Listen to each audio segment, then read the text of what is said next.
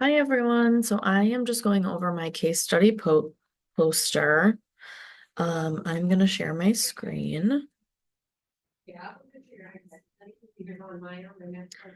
Okay, so looking over here, this is the brief poster that I designed for Chloe. Chloe is not her real name. I chose a different name because she has a fairly common name. So Chloe is a 9-year-old female, third grade. She's about 4'4", long blonde hair, green eyes. She's intelligent, humorous, resilient. She really is such a great girl. I've loved working with her so far. Um, I've learned so much working with her consistently and her team of, support staff and clinicians at Midlakes. Um, so basically, I just started off by listing her basic information just to kind of get a good picture of her and kind of her as a person versus just regarding her diagnosis, I guess. So I did some biopsychosocial, just short so I can elaborate more in the video. Um, so Chloe and her family are new to the district. They moved from Georgia, where most of their family lived. So dad was being relocated for work. So they moved here. Um, so she's not only new to Mid Lakes, but she's also new to New York State. She has a lot going on. She left the rest of her family, whom she was really close with. Um,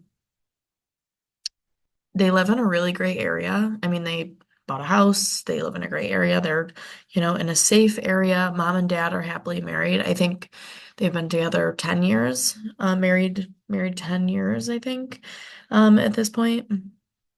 Um, and Chloe has no previous trauma history. So that's what made this case super interesting was because, it's so easy to look at a kid and be like, well, yeah, they're acting that way, they're traumatized.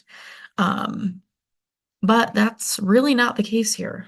She's had no no trauma whatsoever. I think the most traumatic thing that's happened to her is moving away from her family, which definitely she, those things need to be processed. But so in the classroom and at home, mom and dad are both seeing that she's insubordinate, extremely distracted, irritable, hyperactive. She has like social emotional difficulties, sensory sensitivities. She's like excessively worried, especially at home, like with her parents, leaving her parents. She, wakes up through the night to like make sure her parents are still there.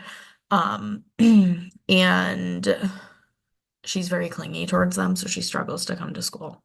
Um, but when she's here, she has lots of friends. She has made great friends. She just struggles. Um, kind of she's more of an internalizer when it comes to those emotions and to those struggles, but we definitely can still see it here at school. Socially, like I said, she has numerous friends. She struggles with some regulation, especially when it comes to um, her leaving home. So, like in the morning, super rough emotionally. It gets a little better, but she's still like she's pretty insubordinate with every directive. She is all over the place, very hyperactive. She does want to play. It's just not like at appropriate times, or she doesn't engage in those behaviors at the appropriate times. Um, so she is currently in a Gen Ed room. She has no diagnosis right now, which I guess her last school they did see some of this behavior. She has no diagnosis right now. Um, and through this case study, it has been determined that a 1211 or a 611 would be beneficial for her because her diagnosis are very obvious, and not just to me. It's not just me as the clinician, obviously, on her case. She has a whole team of clinicians and support staff. So her diagnoses are very obvious when you see her in person. Um, which is also somewhat of a concern because I'm not really sure where she went to school before Mid Lakes, but the fact that they didn't address any of these things is interesting. So she has a super high level of support from parents and from her other family, just from afar. Um, but her moving away from her family definitely has had a big impact on her and her mom and dad.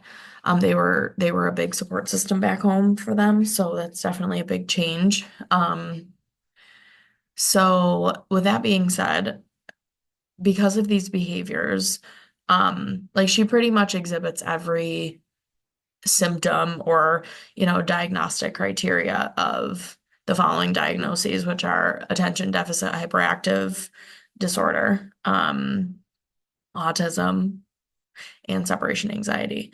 Um, the separation anxiety piece of that was questionable just because of the event of her moving away from her family. But I guess so that can trigger some feelings about not wanting to leave mom and dad, but I think it would be different. She was experiencing this in Georgia, so it would just be different if she hadn't experienced it at all, until coming here.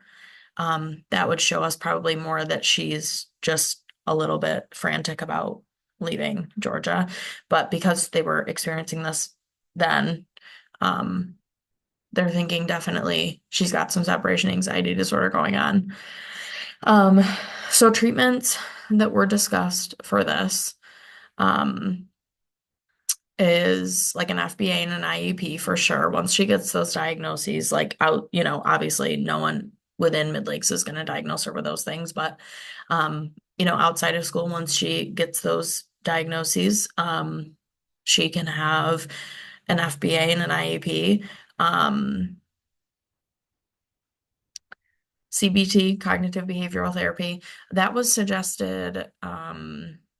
Mostly her parents came up with these interventions. They really have done their research and tried to figure out what is best for her. So they um, came up with cognitive behavioral therapy.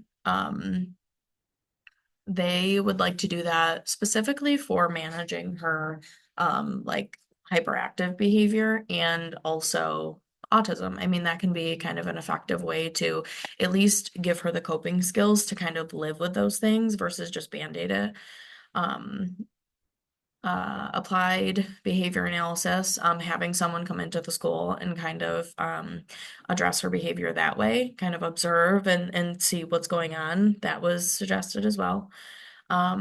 Medication. So her parents had brought up medication for ADHD. And in the midst of that conversation of treating that with medication, making sure that her food is also whole. That plays a huge role in ADHD and behavior management. Before we, jump into meds, it's really important to look at the child holistically and how's their diet and how's their sleep and all of those things. So, um, it was recommended to her parents that um, whole foods diet, um, very limited, artificial sugars, artificial flavors, preservatives, ultra processed foods, all of that is going to contribute to behavioral issues. Any refined sugar, any sort of, artificial dyes, caffeine, things like that. So that was kind of corresponding with the medication piece of that is, maybe try that first, maybe make sure that her diet is pretty whole before you put her on meds. So that way, we can know for sure that she really does have ADHD and not that it's diet based, because that is a huge misconception. I mean, kids are misdiagnosed all the time because um